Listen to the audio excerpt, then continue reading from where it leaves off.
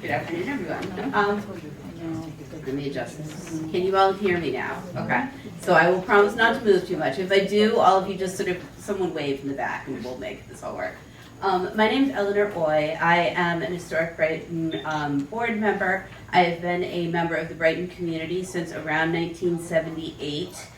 79 was when we moved into Brighton. I still live in the house that I grew up in as a child because we bought the house off of my parents who live there. But I'm here today to talk about one of the notable residents of Brighton, who was my father, Walter Yasuo Oi, who passed away in 2013.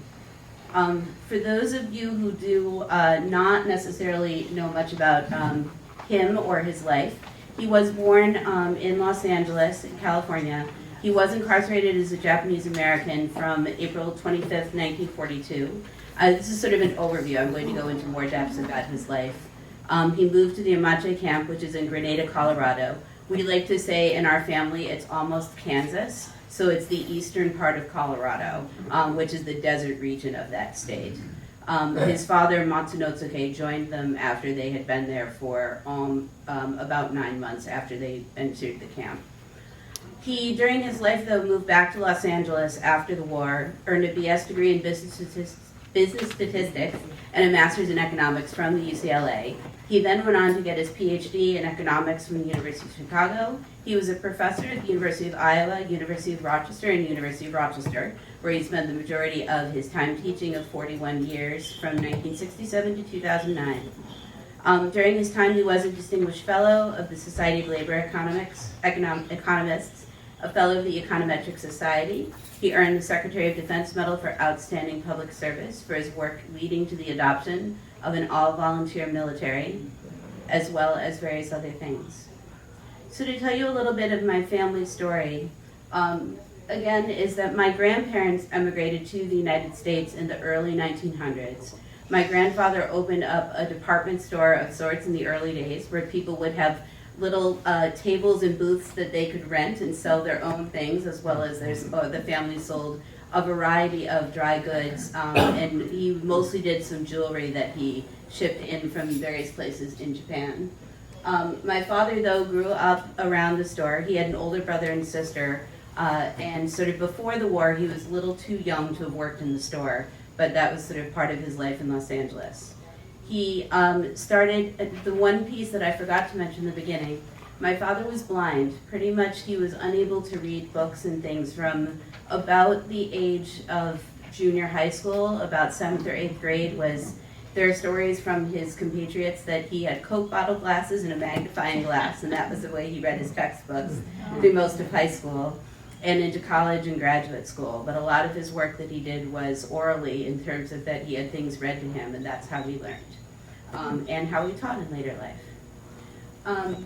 For those of you that are not aware, Pearl Harbor had a very different meaning in my family.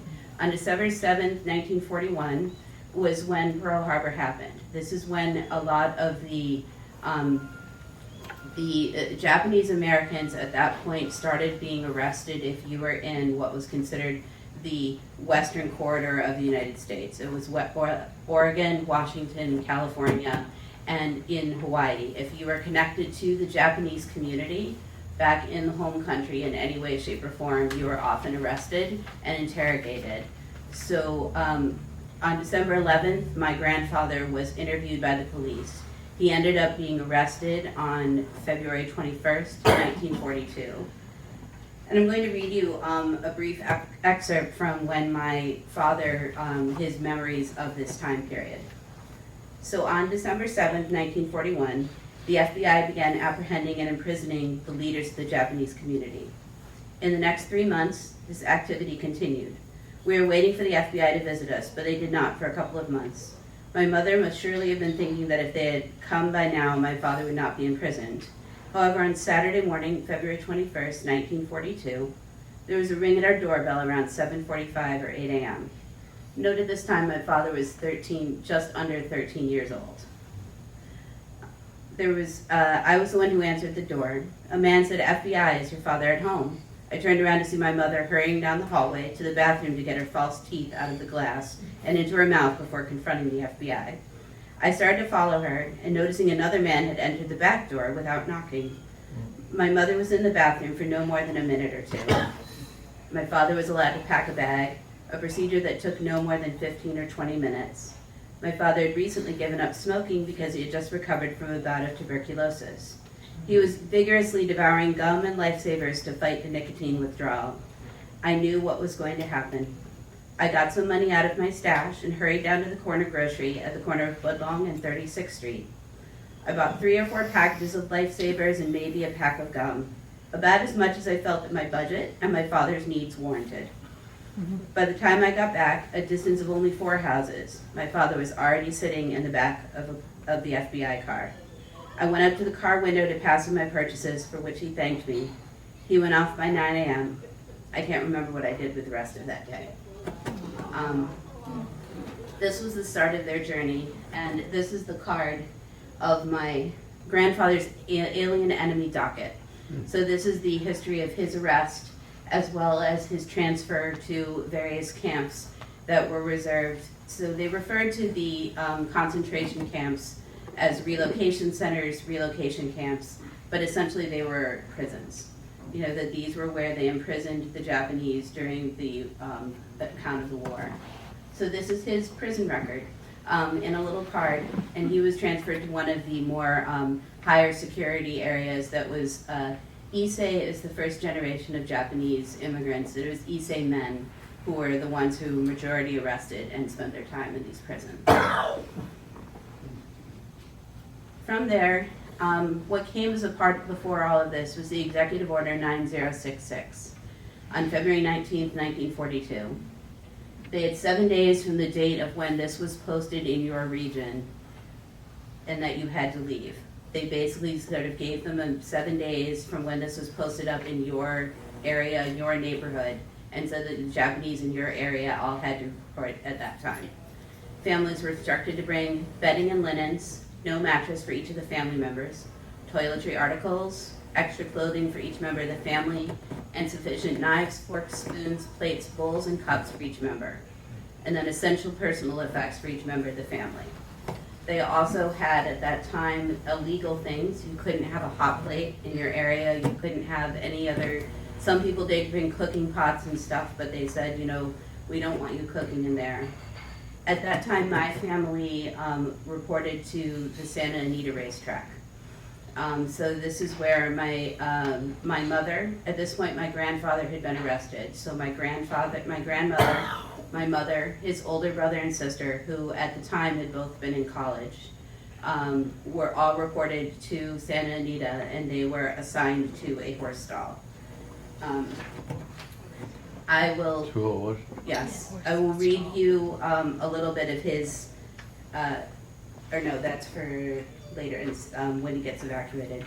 So at that time, they spent a number of months in Santa Anita racetrack, where again, they were assigned to a horse stall for the 4 of them as a family. My father said that there was a lot of boredom. People didn't have anything really to do. Some people set up teaching centers for the children that were young. There was periods of times where they would have sumo wrestling, running races around the tracks. But you know, the food assemblies were cooking for 5,000 people at a time, because that was how large the number of people. They built some temporary barracks, but this was really what they did.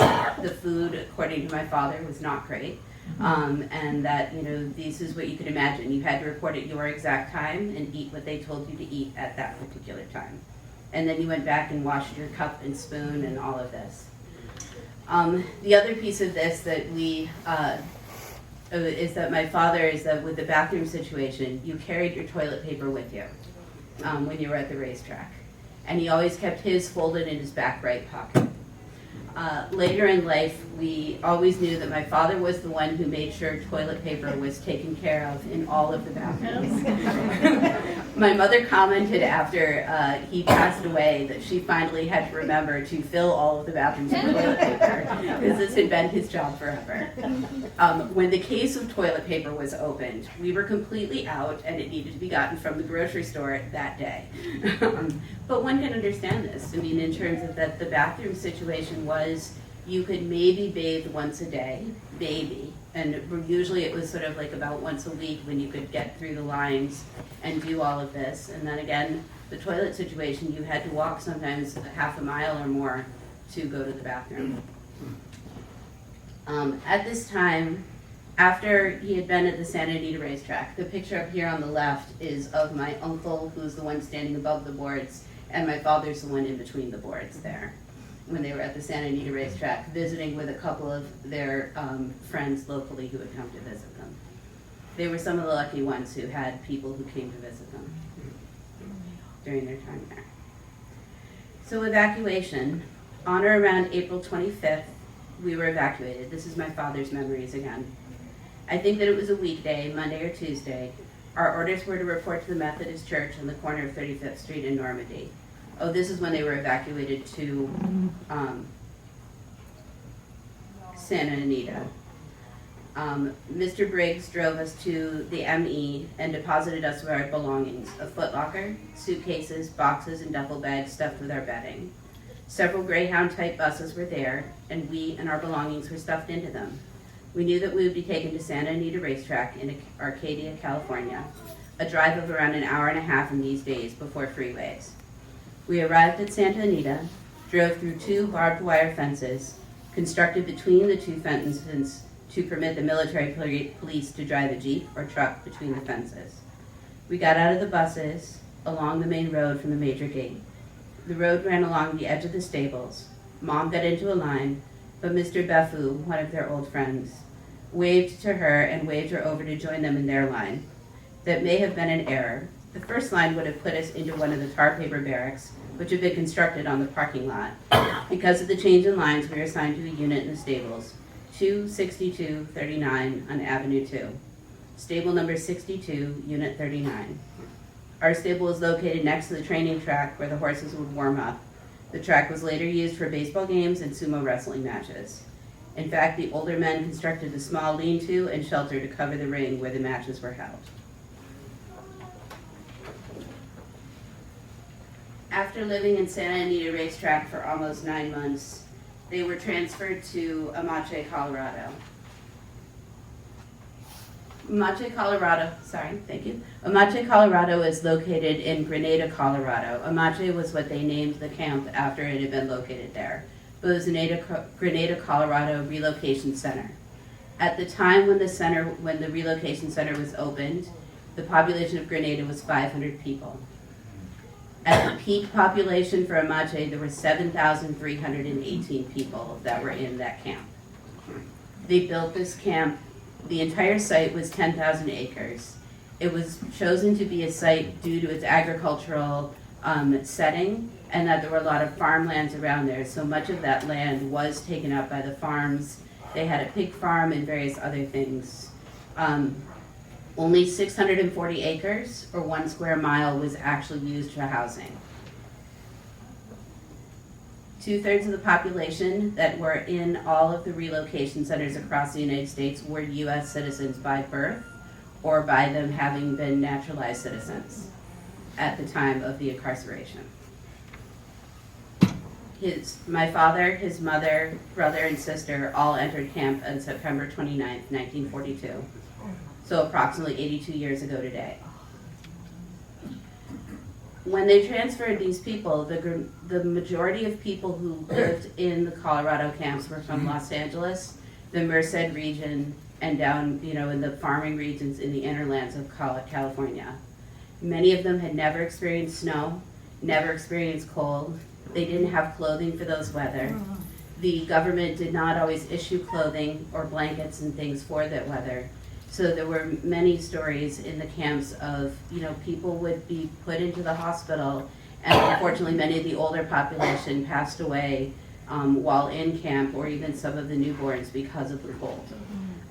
Each room, which was, my family was assigned to a unit 8K, room 11B, which is one of the larger rooms because they were a family of 4, but it was 24 feet by 20 feet. If you consider that's approximately smaller than the size of this room we're sitting in today, where 4 people lived for almost 3 years. At that time, they were also installed a coal stove, where they would have to go and get their coal from another site on campus or in the camps, where they would then transfer it back to their rooms.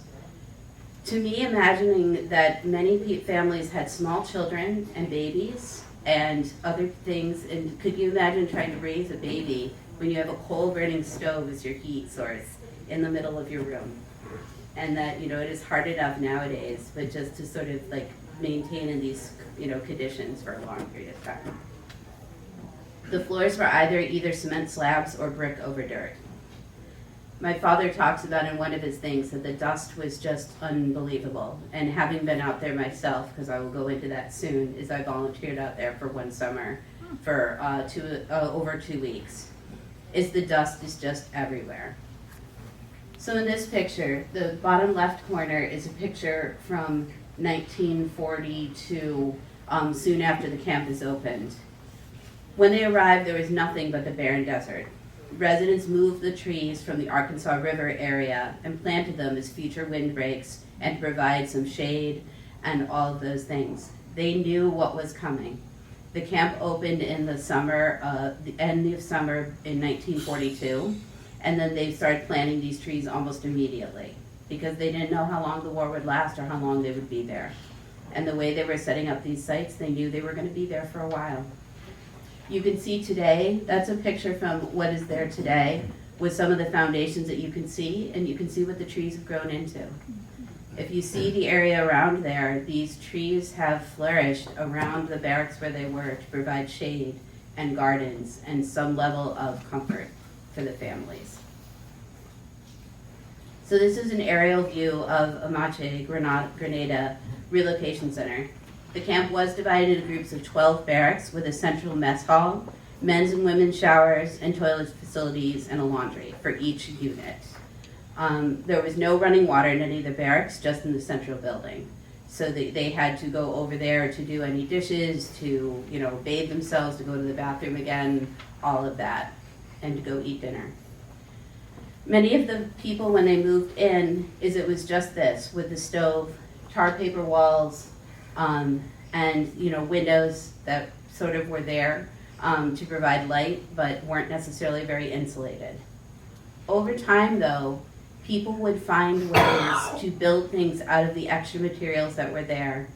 One of the stories my father writes is that there was sort of these spare parts yards, where there was extra wood and extra cinder blocks and extra pieces of concrete that they had poured and, had little rocks left over.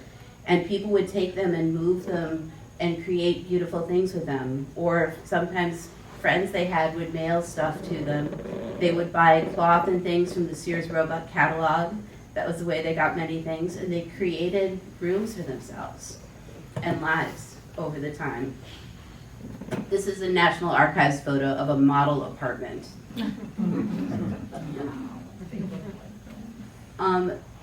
The boy, my father tells stories, and one of his friends that was there, I was lucky enough to meet 2 years ago when he was there, who was one of my dad's friends when they were at camp. But the teenagers, they put up basketball hoops and played basketball and football. One of the great stories that I told me about my dad is my dad at this point was losing quite a bit of his sight, but he still wanted to play basketball with all of his friends. So he went out there and played basketball, and I asked the man at the time, I said, was my dad any good at basketball? And he sort of very quietly shook his head. But he tried every single day. And the grandfather of one of the women I met out there, also who was the same age as Dad, said that he used to play football, but his role oftentimes was they told him which direction to go, and he was defense. And they said, okay, you're going to go 4 steps forward, and if you run into anyone, hold them. And that was his job. But he went to school. My father is the second one in from the left in the first row. He was just about 5 feet tall in camp. He ended up growing to be about 5 feet 8 inches. We have late growth in our family. We can always tell my father in pictures, though, due to his ears. He was very recognizable in those things. But this was from the yearbook. Again, they made life where they could. And they developed a yearbook for all of the students that were there. It was published in 43, 44, and 45, right before the camps closed. The education section of Amache consisted of nursery schools, a kindergarten school, elementary school, junior high school, and a high school. They also had an adult school for families so that they would try and teach some of the adults English so that they could be better able to go back out and learn new skills after the war. They did the high school building. They built a building on the site which caused great controversy in Colorado during the war. It was $135,000 to build. It had 24 classrooms, a gymnasium and an auditorium, a library and agricultural shops, homemaking rooms, and offices. There were 650 acres of the 10,000 that were devoted to a training in vocational agriculture so that they could learn some of the skills they would need when they moved on. So this is some of the farm fields. My dad has a funny story, not funny story, but he said the boredom of camp would lead kids to do most anything. He figured out that based on the wages, he was an economist and mostly labor by the time, so they earned about 9.25 cents per hour for their labor. And this is what actually most people in camp, if they had a basic job, earned about 9.25 cents per hour. Everyone in camp had some kind of a job. My aunt worked as a social worker, which meant that she would go to people's homes if they needed to help interview and find them what they needed. My grandmother worked, I can't remember what her job was. My uncle worked in one of the offices for a little while, but he went off to go back to school in the East. Which is so, for students who are college age, during the war is that there were a bunch of East Coast schools who said, if you apply, we'll figure out a way for you to come, and you can come east. And for those of you who might know the name, Ruth Watanabe, who is a famous Sibley music librarian, she was in Camp Amache as well, and was one of those students who was pulled by the University of Rochester staff and said, we want to accept you into graduate school here. And so my uncle was one who was accepted into Oberlin College and finished his chemistry degree there, along with a bunch of, there were about 12 to 20 students over the course of the 2 or 3 years who were a part of Oberlin, but there were many others from many of the camps. Because once you got east of the line and you could find a job, you could live. So the camp started emptying out one way or another. My uncle left in January of 43. My aunt in about August of 43 found a job in Washington, D.C. I found one of her reference letters, which she did not save, but it was a reference letter that said, for a Japanese, she doesn't smell, she speaks English very well, and you should hire her for your job. And this is one of her reference letters to get her a job in D.C. But this was the world they faced. My dad, though, was 13 basically when he entered camp and stayed there until the end with his mother and his father eventually who joined them. But he would go off and pick watermelons and do all kinds of other work because again, he said it beats the boredom of sitting around the camp all day when you're not in school or in the summers when the school was off. The Amache camp, though, was originally allocated 45 cents per prisoner per day for food, but this was reduced to 31 cents per day after the agricultural successes of the camp itself. They also had Boy Scouts, which you probably saw in one of the earlier slides. Again, my father's in the bottom left corner. I think that seems to be his place in those pictures. He was a drummer in the Boy Scout troops. They mailed back to the Los Angeles troops, Boy Scout troops, who mailed them some banged up bugles and drums that they had to fix. But they really kept the Boy Scouts going as something for the students to do. One of the things that I found interesting is that my dad always talked about going on this Boy Scout field trip to Mesa Verde. In this slide, you can see the Boy Scouts at Mesa Verde. What it actually was, though, is that the CCC, the Conservation Corps, had some houses and barracks at the site near Mesa Verde that they were done, they didn't no longer needed them. Well, Amache needed more buildings. So they sent all of these boys and about 12 adults to go dismantle all of those barracks, pack them up in these open air trucks, and that's how they rode down there, by the way, over to like a day long drive for, I think it was about a 2-day drive going down and 2 or 3 days going back. And then they deconstructed all of the barracks, but they did give them 1 day to go through Mesa Verde and climb all over the site. I apologize for the quality of the picture. This is a picture I took out of one of the books, a picture of a picture that was in one of the books. Though, is that there's archaeology being done specifically at the camp in Colorado. Because many of the prisoners who were there came from farmland areas, there were huge gardens that people developed and built over time. And they would pull plants from near the Arkansas River or get them mail ordered from places, or people would bring them back if they had come from wherever.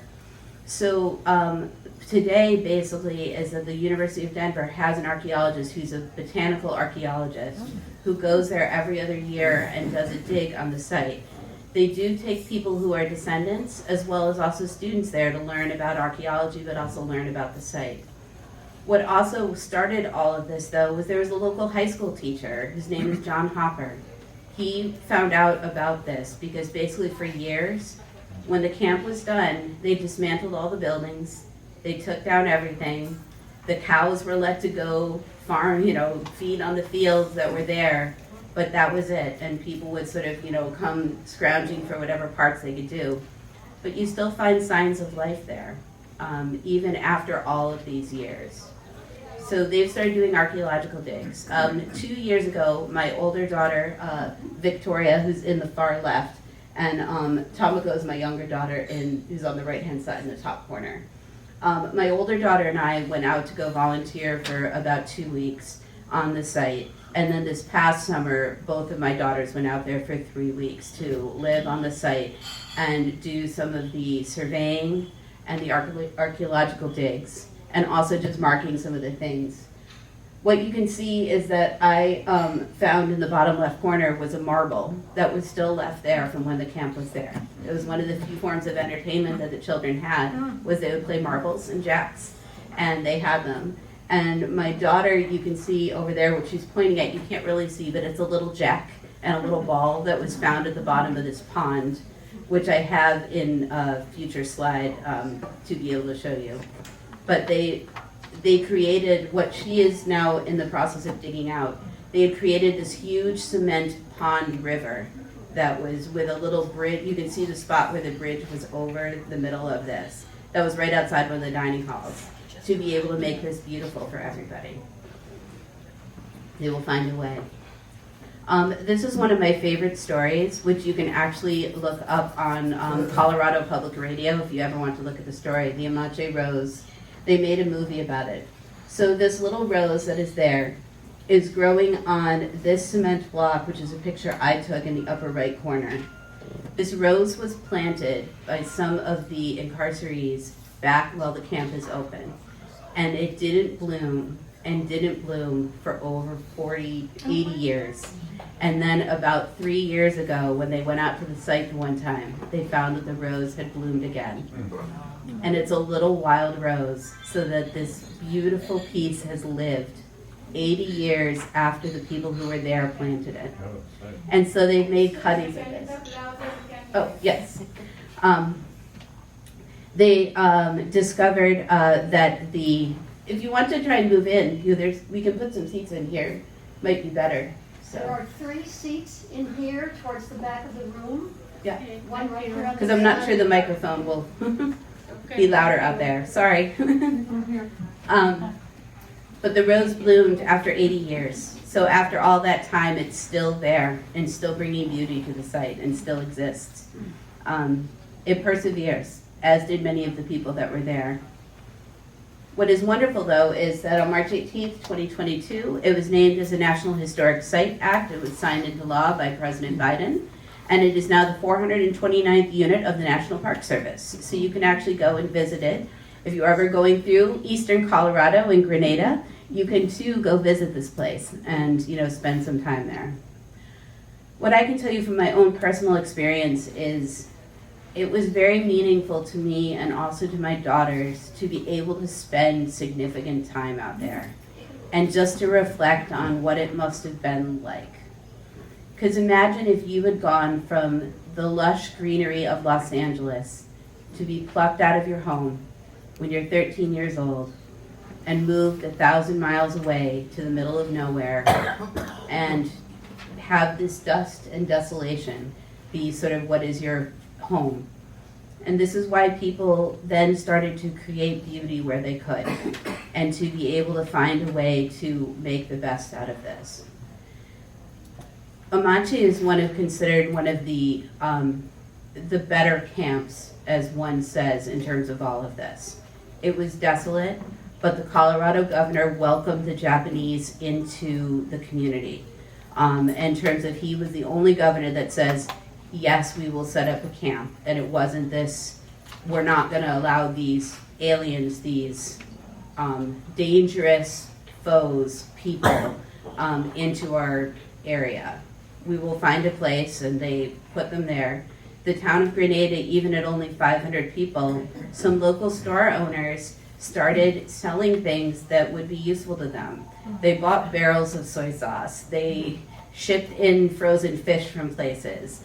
There's a famous story of even one man got a shipment of sake, which is a Japanese liquor, and sold it out of the back of his store to people who would bring bottles to then get their sake to go back to camp.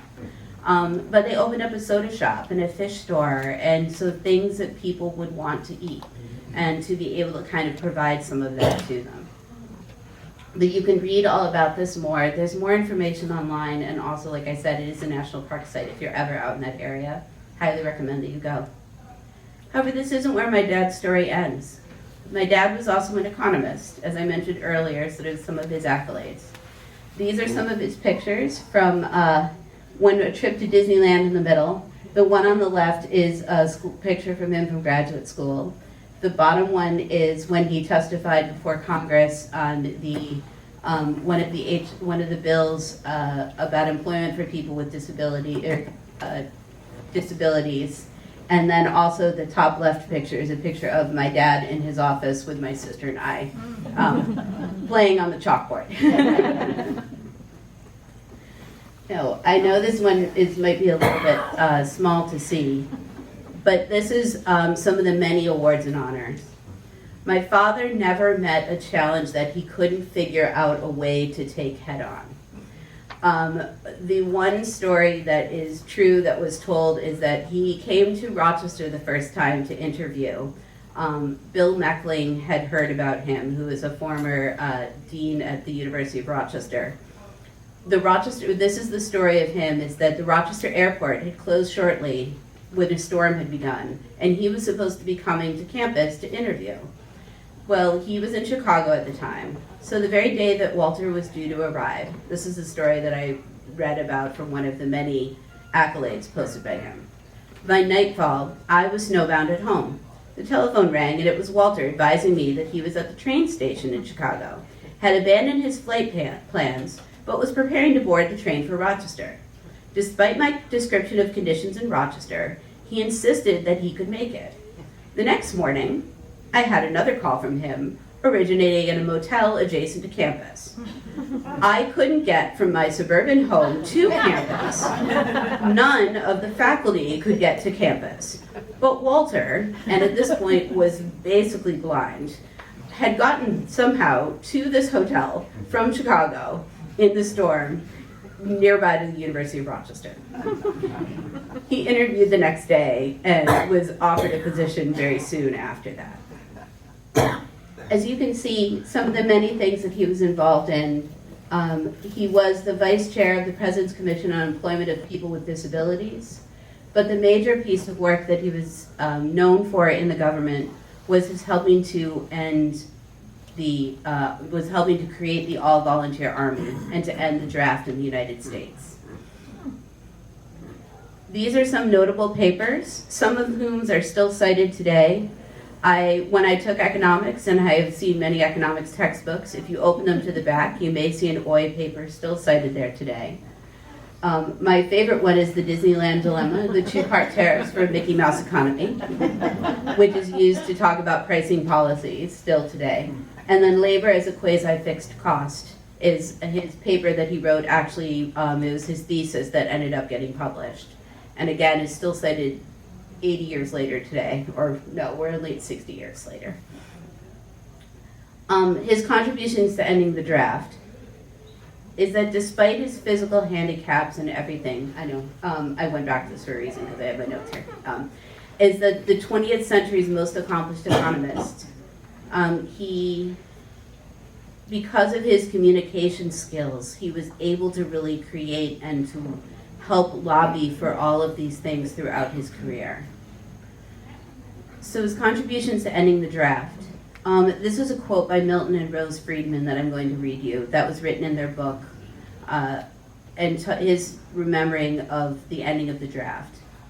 So before, there was an initial conference that was called about going to an all-volunteer armed forces. Before the conference, all of the people that were there that were polled, 2/3 of them said, no, we need to continue with the draft. This is what's working, we're at war, we need to continue the draft. After this conference where my dad presented a paper, 2/3 of them said, I think we should go to an all-volunteer force. Wow. And this is what Bill Meckling remembered about his papers. So Walter Oi gave what I believe was the most effective paper at the conference, an eloquent paper presenting the case for ending the draft on grounds of both principle and expediency. The impact was dramatic. Here was a blind man, enormously impressive simply for his capacity to prepare and deliver a cogent, closely argued, and fully documented paper. He conveyed a clear sense of moral outrage on an issue about which he had no conceivable personal text to grind. To me, it was the high point of the conference. At the time, considered he was blind, he was above the age to be drafted, and he always spoke of this as, this is an economic issue. This is an issue where it costs more for us to run a draft and have these people have to retrain them every 2 years, when if we can pay them a living wage and keep them in the armed forces, we will be better qualified, better served people, and a reason to end the draft. There were people that argued, well, this is, again, you're going to have an economically different group of people. And he said, we already do in the draft, that the major people who were given exemptions were, I think he said Harvard fellows, and and people who were in any kind of political office. So this is what, happened already. Why wouldn't we change and pay them a living wage? Every time that it came up as potentially to reintroduce the draft, my father would submit a new paper to talk to me about why an all-volunteer. He really believed this was a moral cause for him, that this was part of who he was and what he wanted to have as part of his legacy. And it was. Are you related to Oi? Yes, I'm his daughter. Well, I was in the camp. So Oh. Which camp? Posted. Ah, okay. I will check with you after the presentation. That would be great. No. So my father had a very eclectic sense of humor about all things, and he asked questions. For anyone who knew them, he would ask questions and he would tell you facts and answers. So there was some stories that have come up throughout the years. So one of them is what is the most popular type of pie if you buy a frozen pie in the grocery store? Well, it depends on the size of the pie. Because Walter said if there's a 12-inch pie and that's all that there is, people choose apple pie. Because that is everybody's second choice for what a pie is. But if you can buy smaller pies, like 7-inch pies, then suddenly apple drops to number 2 because maybe I want raspberry, where someone else might want peach, someone else might want chocolate pie. But this was one of the many questions that he liked to ask. So Because when you're, the whole family has to agree, but when you don't, you don't. This also happened to me when I would come home from spring break. So my two famous spring break stories was one spring break I came home and said, I have to write a paper on the Phillips curve, Dad. And he was asking me what I was doing at school, and I was taking an economics class. Turns out the man I had babysit for through all of high school was the graduate student of Phillips in Australia doing the Phillips curve. He's like, you should just call Adrian. Didn't tell me why. And I'm like, okay, let me call Adrian. 5 hours later, I left his house with about 500 pages or more of stats and materials and things to write my little 6-page paper for my economics class. And the other one that killed me was I came home and he said, Eleanor, what do you know about the chicken sexing industry? I'm like, Dad, I really don't know anything about the chicken sexing industry, and this is then, it's like, well, I need you to go to the library for me tomorrow. I'm like, great, Dad. This is the dinner table conversation. Turns out, by the way, if you wanted to know, the chicken sexing industry is where they find the chicks, and it is obviously financially better to just keep the women and not the male chicks. But this is so the male chicks, by the way, are disposed of very early because there's no sense in feeding them, where the female chicks are kept. The Japanese were originally the people who were the ones who could read, because it is a labor that is done by apprenticeship. There's not really any teaching that one does. You apprentice with someone. And the Japanese did this, but they had recently taught the Argentinians. So they'd taken on some Argentinians as apprentices. And so this is why the chicken sexing industry was somehow changing. I never knew why Dad was interested in the chicken sexing industry. He never wrote about it afterwards. We just had about 3 dinner table conversations about it, and then it disappeared. Anyway, and then the other story about Dad that I will tell is this is by David Henderson. And that Walter was at a conference where another economist, Franco Modigliani, who is a very famous economist himself, was writing a long equation on the board. I'm guessing the economist had to have been saying the terms out loud as he wrote. Walter raised his hand. He was fully blind at this time. The economist said, Walter, that term, or the economist said, Dad said, that third term in the equation, shouldn't that be a minus sign and not a plus sign? The economist turned, contemplated the board for a moment and said, oh yes, thank you, and went on with his lecture. Where all the graduate students in the room were just like, I didn't even understand half the equation, much less that there was a minus sign instead of a plus sign. Great. Anyway, part of my father in Brighton. For those of you who have lived in Brighton for a long time, we grew up on Winton Road, and my father walked all of his dogs back and forth on Winton Road. He had 5 different guide dogs in his life. Jeannie in the top left, Gail in the bottom left, and that's actually taken on the trip to Amache that we went with Dad. Carl, who's in the middle. All of the dogs from Carl on had a graduation robe that they would wear during commencement ceremonies. And then Blondie is the one in the top right, and then Rosellen, his last dog, is in the bottom center. His dogs allowed him to have sight and to be able to travel and to do what he wanted to do.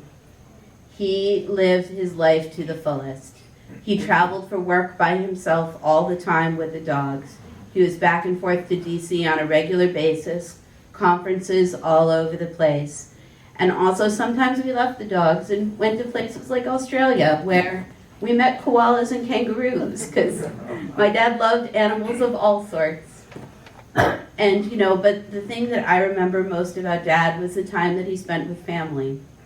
The reason we grew up where we did was we could walk to 12 Corners. And we went to Fanny Farmer and the liquor store there and Super Duper. And, he could survive on his own if he needed to. If my mom happened to be sick and not able to drive us, we would still be okay. Even in the 80s when there wasn't Ubers and Lyfts and Instacarts and all of those things.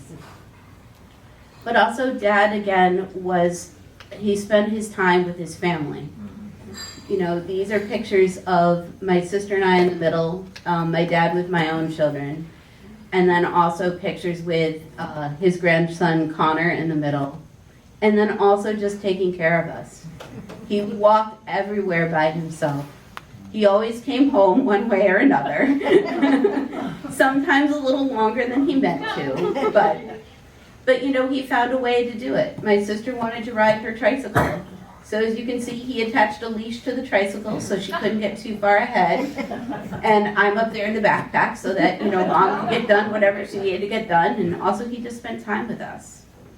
And that's what, you know, it was a wonderful, you know, Brighton was the perfect place for him to live when he lived here in the University of Rochester. He could go to work on the bus. He helped cut down trees in the backyard. If those of you who ever walked by, he would shovel the snow every winter. And you can, you know, see sometimes the pathway was not exactly straight going from our house to the road, but it was shoveled. And he raked leaves and did everything else. But I think the major thing that I want to say about my father is his humbleness. Is he was, again, if you look him up online, you'll read any number of tributes from economists all over the world that is he made a difference. And he made a difference because of who he was and what he believed in. But his humbleness as a father was that he left all of that at work and spent time with us. He taught us to ask questions, learn crazy facts occasionally, actually on the regular basis. But he was there for us. And also his time in the camps and the relocation centers. You know, the reason that I have read about it in some of his recollections, but this was the thing, is that a lot of Japanese didn't talk about their experiences after they left camp. It was this time of that we need to regroup ourselves as, you know, they were called enemy aliens. They had to come back from that to be able to sort of live their lives and create good again. When my family went back to Los Angeles, they had lost almost everything that they had. They were lucky in that they had a friend who gave them back their house. And so my grandfather, you know, took in many Japanese who were homeless for a time, and you know, they had people sleeping all in, you know, couches and things like that for a while until they helped them find their feet again. But that's just sort of, you know, that is what happened in our country. So I leave you today to remember that whatever it is that you want to do in life, you can do. And then also with some of this is that we need to remember what happened, because this cannot happen again. And no matter what, that hatred is not the answer. But that's all I have to say for today.